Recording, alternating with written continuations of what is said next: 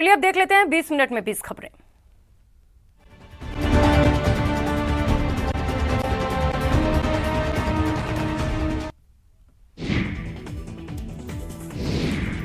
इन तस्वीरों को देखकर कौन कहेगा कि ये रेगिस्तान है? कौन कहेगा गर्मियों में यहाँ का तापमान 50 डिग्री के पार चला जाता है? इन तस्वीरों को देखकर तो सब यही कहेंगे, ये तो बर्फिस्तान है, जहाँ जमीन पर बर्फ की सफेद चादर नजर आती है। रेगिस्तान को बर्फिस्तान बनाने वाली ये तस्वीरें पोखरण की है। बताया जा रहा है कि यहाँ बारिश के साथ ओले भी गिरे हैं, जिसके बाद से खेतों में बर्फ की चादर बिछ गई है। पोखरण इलाके के छाया, टोटा, अजासर, बोडाना जैसे गांव के बाहर के इलाकों में जमीन पर बर्फ की चादर नजर आ रही है। ओलावृष्टि के चलते कई जगह फसलों को भी नुकसान हुआ, लेकिन इन तस्वीरों को देखकर हर कोई हैरान है। आपको बता दें, राजस्थान में पश्चिमी विक्षोभ के असर के चलते तापमान में लगातार गिरावट हो रही है। साथ ही कुछ जिलों में बारिश और ओलावृष्टि के चलते जमीन पर बर्फ की चादर जमी दिखाई दे रही है। मंडी में अनार लेकर आए किसानों ने सोचा था इन्हें बेचकर उनकी सोई किस्मत पलट जाएगी, लेकिन इन अनारों की जो कीमत मिल रही है, या फिर ये कहें कि मंडी में इन किसानों से जिस तरह औने पौने दाम में अनार खरीदे जा रहे हैं, उससे इन किसानों की कमर टूट रही है। अनार मंडी की ये तस्वीरें जालोर की हैं। ग्रेनाइट सिटी के नाम से मशहूर जालोर में पिछले कुछ सालों से मॉडर्न तरीके से किसान अनार की खेती कर रहे हैं।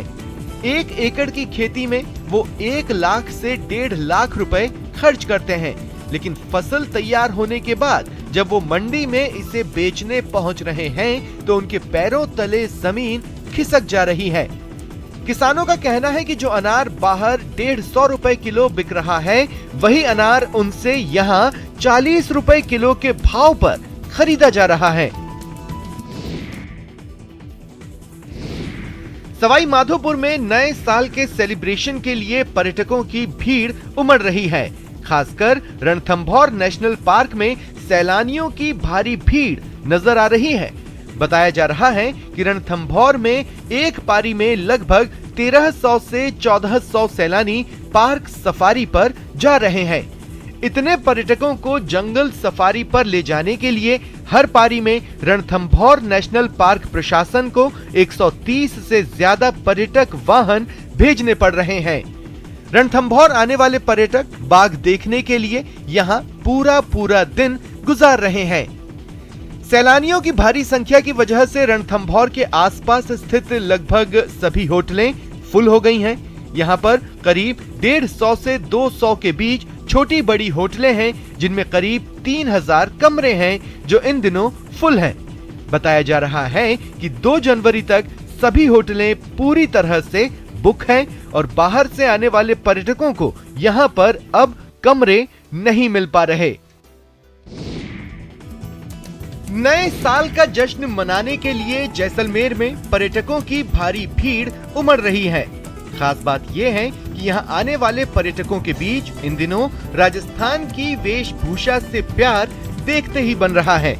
हाल ये है कि जैसलमेर के गड़ीसर सरोवर की यात्रा को यादगार बनाने के लिए पर्यटक राजस्थानी वेशभूषा में अपनी तस्वीरें खिंचवा रहे हैं। एक तरफ पुरुष पर्यटक जहां सिर पर साफा, हाथ में लाठी और गले में राजस्थानी आभूषण पहनकर गड़ीसर सरोवर के झरोखों पर फोटो खिंचवा रहे हैं, वहीं महिलाएं भी सिर पर घड़ा, पांव में पायल, हाथों में भारी राजस्थानी कंगन, सिर पर टिक्का और भारी भरकम आभूषणों के साथ तस्वीरें खिंचवा रही हैं। राजस्थान आए हैं और कुछ यादें ताजा करनी है।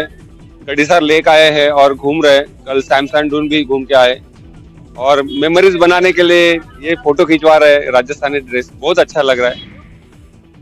और अब देख लेते हैं कुछ अन्य राज्यों की खबरें।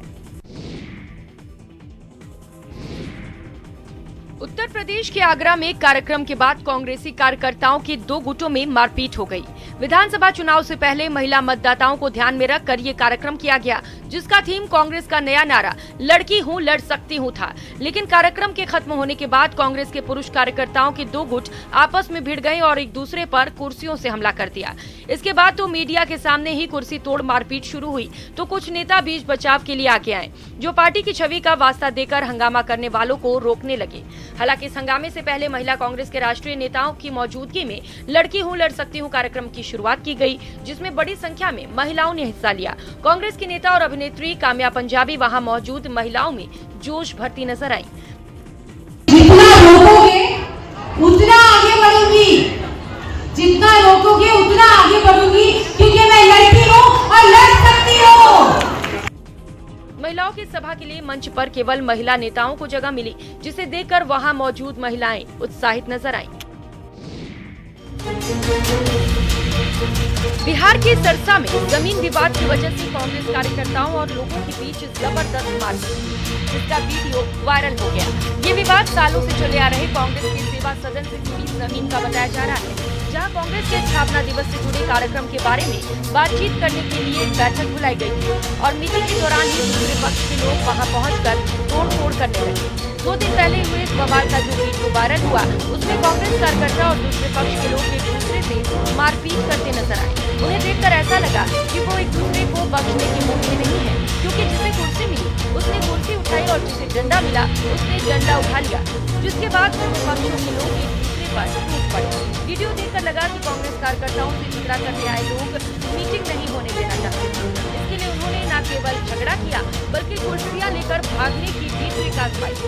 जो कुर्सियां लेकर भाग गए उसे लेकर भाग गए और जो नहीं ले जा पाए गुस्से में पागल नजर आ रहे इन लोगों ने बात परिस्थिति बने कांग्रेस सेवा सदन तक को नहीं छोड़ा। झगड़े में कई लोग घायल भी हुए और दोनों पक्षों की ओर से पुलिस से शिकायत की गई। मध्य प्रदेश के उज्जैन में महाकाल मंदिर के विस्तार के काम में बाधा बन रहे 17 मकानों को प्रशासन की टीम ने विरोध के बीच ढहा दिया। बताया गया कि इस कार्रवाई से करीब महीने भर पहले ही वहां रहने वाले लोगों को मकान खाली करने का नोटिस दे दिया गया था, जिसके बावजूद वे वहां से शिफ्ट नहीं हुए और जब जिला प्रशासन की टीम वहां पहुंची तो उन्होंने कार्रवाई का विरोध किया। हालांकि मकानों को ध्वस्त करने का काम शुरू किया गया। इसके लिए वहां खुदाई करने वाली कुछ मशीनें भी ले जाई गयी, जिनके जरिए कार्रवाई आगे बढ़ी, लेकिन उसका विरोध भी साथ साथ चलता रहा। जिन मकानों के खिलाफ कार्रवाई हुई उनमें 12 के कुछ हिस्सों में तोड़फोड़ की गई और 5 मकानों को तो पूरी तरह से जमींदोज कर दिया गया। इस कार्रवाई के दौरान जिला प्रशासन की टीम के साथ वहां पुलिस बल भी मौजूद रहा, ताकि अगर हंगामा हो तो हालात को संभाला जा सके। पूरा मकान गया, हमारा कुछ भी हमें नहीं दिया गया है। हमें कुछ तो दिया जाए, हमारे साथ इंसाफ किया जाए। हम 15 इंसान इस घर के अंदर रहते हैं, ये बड़े छोटे सभी बहू बेटे सब बच्चे सभी, किसको लेके कहाँ जाए हम। 17 मकान जो है कि 5 मकान पूर्ण रूप से और 12 मकान जो है आंशिक रूप से रोड अलाइनमेंट में आ रहे थे। अभी उन्हीं को हटाने की कार्रवाई यहाँ की जा रही है। मध्य प्रदेश के इंदौर में देवी अहिल्याबाई होलकर अंतर्राष्ट्रीय हवाई अड्डे पर एयरपोर्ट प्रशासन ने एक मॉक ड्रिल रखी, जिसके तहत विमान में आग लगने के हालात में उससे निपटने की तैयारियों को परखा गया। इस मॉक ड्रिल का मकसद ये देखना रहा कि अगर असल में ऐसे हालात पैदा होते हैं तो उन पर काबू पाने के लिए सुधार की गुंजाइश कहां है। और यही वजह रही कि एयरपोर्ट के रनवे पर उड़ान भर रहे एक विमान में अचानक आग लगने से हड़कंप मच गया। उसे बुझाने के लिए राहत बचाव दल के लोग उसकी तरफ भागे। दूर से ही विमान से उठती आग की ऊंची ऊंची लपटें दिखने लगी, जिन्हें वहां पहुंचे दमकल कर्मियों ने पानी डालकर बुझाने का काम शुरू कर दिया। उन लोगों ने न केवल आग को बुझाने में अपनी ताकत झोंकी, बल्कि एयरपोर्ट के उस हिस्से को भी सील कर दिया। उनको चेक करने के लिए इस तरह की एक्सरसाइज हम करते हैं और जो हमारा फायर क्रू रहता है उसका स्किल भी चेक होता है इससे। हादसे का शिकार हुए विमान में सवार घायल यात्रियों को भी वहां से इलाज के लिए अस्पताल ले जाया गया। इसके लिए वहां डॉक्टर, स्ट्रेचर और एम्बुलेंस की व्यवस्था बिना वक्त गंवाए की गई। छत्तीसगढ़ के कुछ जिलों में तेज बारिश के साथ ओलों की बरसात हो गई, जिससे लोगों की परेशानी बढ़ गई। जिन जिलों में सबसे ज्यादा ओले गिरे उनमें कवर्धा भी शामिल है, जहां ओले पत्थर बनकर ऐसे बरसे कि उनके वार से बचने के लिए सड़कों पर सन्नाटा पसर गया। जब ये ओले सड़कों पर बिछ गए तो गाड़ियों का चलना दुश्वार हो गया, पहिए फिसलने लगे, जिसकी वजह से गाड़ियों की रफ्तार से थम गई। हालांकि संभल कर कई लोग अपनी गाड़ियों को बर्फ जमी सड़कों से गुजारने लगे। इतना ही नहीं, कुछ इलाकों में सड़कों के किनारे और खेतों में बर्फ की मोटी परत बिछ गई। बताया गया कि फसलों पर पड़ी ओलों की मार से किसानों को काफी नुकसान हुआ। इसके अलावा कई इलाकों में जमकर बारिश हुई, जिसकी वजह से लोग घरों में कैद रहने को मजबूर हो गए।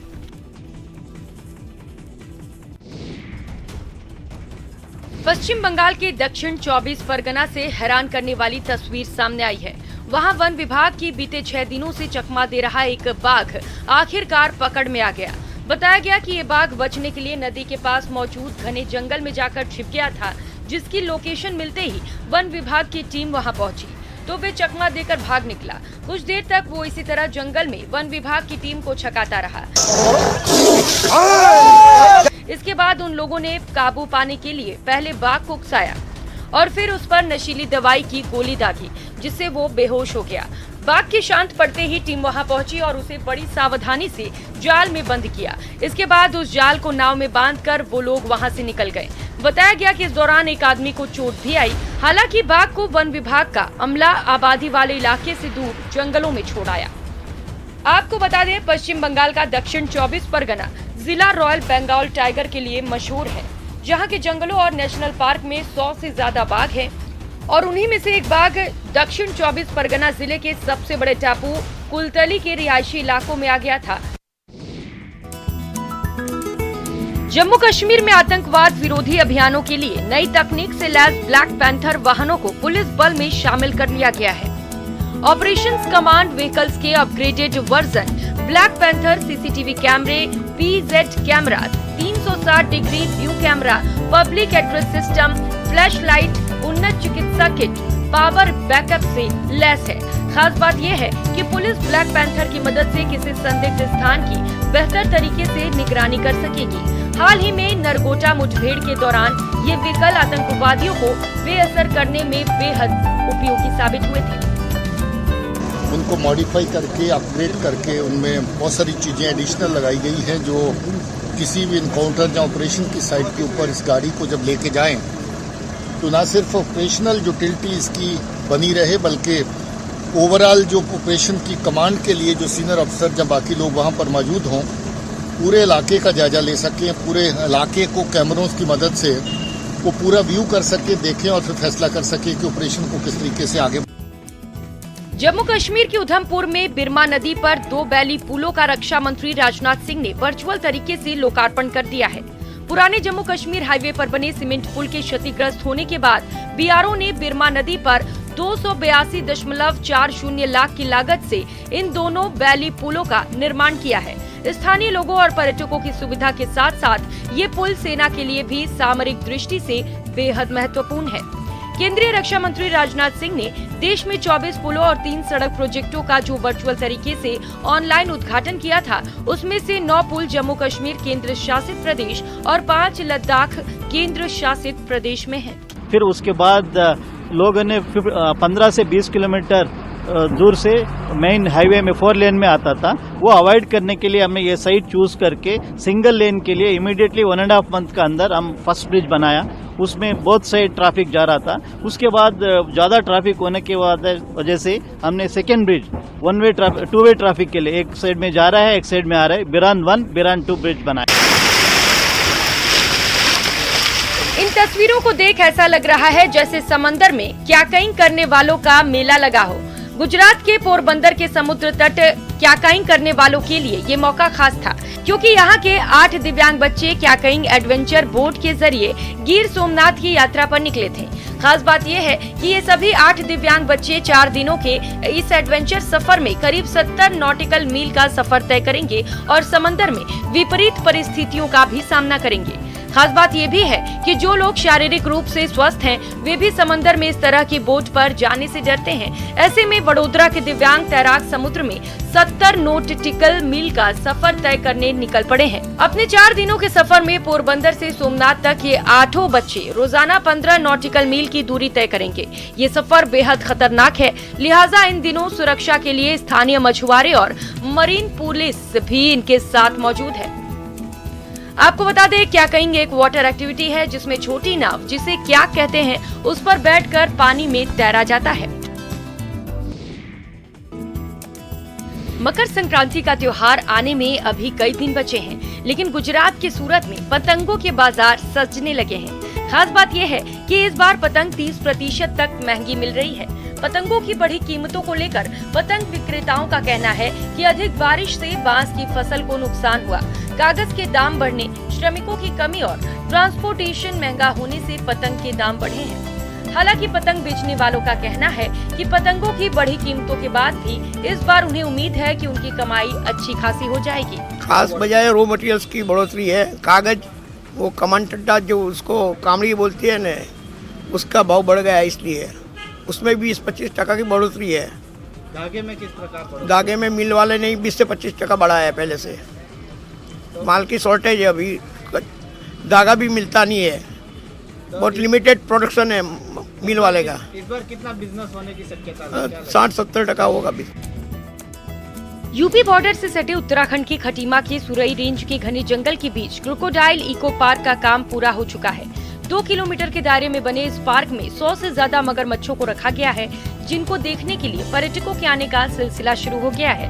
पर्यटन भी बढ़ेगा, सभी रोजगार मिलेगा और लोगों को क्रोकोडाइल सफारी का भी आनंद लेंगे लोग।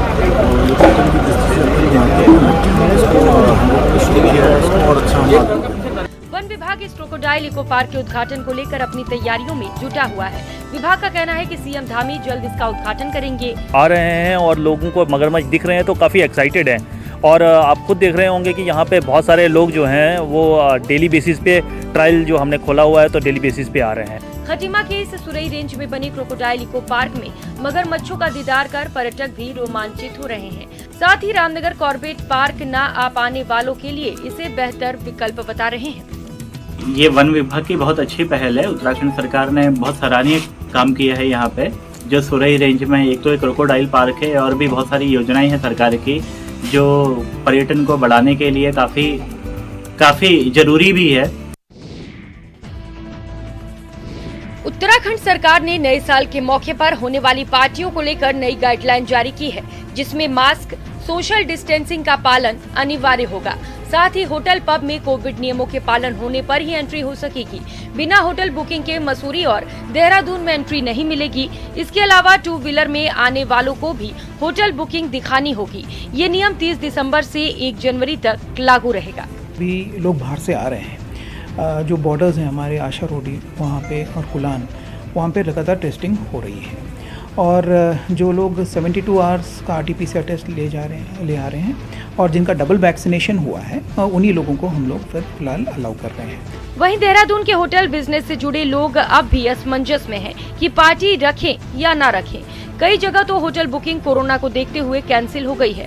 भले ही अधिकारी सख्ती की लाख बातें कहें, लेकिन न तो नियमों का पालन ठीक से हो रहा है और न ही कोविड गाइडलाइन मानी जा रही है। फिर चाहे नया साल हो या दूसरे त्योहार पर पाबंदियां। ओमिक्रॉन आ गया है। असल जिंदगी की कहानी को मंच पर उतारना ही रंगमंच है और जब 2 साल बाद उत्तराखंड के नैनीताल के कलाकारों ने रंगमंच पर वापसी की तो उनकी एक्टिंग देख दर्शक मंत्रमुग्ध हो गए।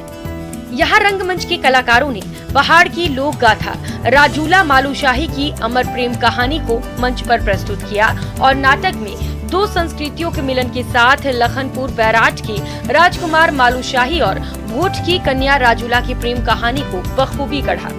इसके साथ ही हरिसुमन बिष्ट की नाट्य पर आधारित ख्वाब एक उड़ता परिंदा पर आधारित नाटक में भी कलाकारों ने जान डाल दी। क्योंकि एकदम से ब्रेक आ गया था, कहीं ना कहीं लोग देखने नहीं आते थे, हम लोग परफॉर्म नहीं कर सकते थे और प्ले एक ऐसी चीज़ है जो लोगों के सामने किया जाता है। ये हम अगर कहीं ना कहीं टेक्नोलॉजी यूज़ कर सकते हैं, लेकिन उस चीज़ का उतना मज़ा मुझे नहीं लगता है जितना कि स्टेज पे लोगों के सामने करने में है। तो इस चीज़ की मुझे बहुत खुशी है कि हमें आज करने का मौका मिला है।